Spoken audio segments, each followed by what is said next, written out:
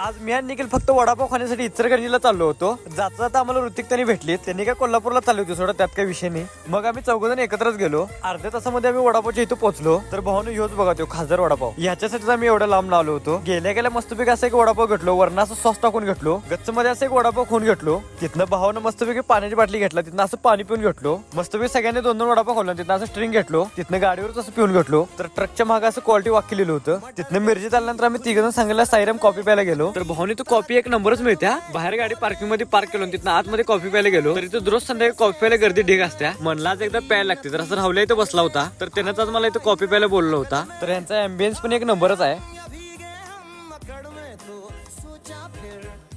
Coffee घ्यायला तर line तर लई मोठी लागली होती. एवढं सगळं बघितलं म्हणून आता कॉफी प्यायला लागते. तर मस्तपैकी असं दादांकडनं 6 कप कॉफी घेतलो. तर कॉफी असे पितळेच्या ग्लास मधनं देतात बघा. तर भावानं असं नाद्याबाद मध्ये कॉफी प्यायला सुरुवात केला.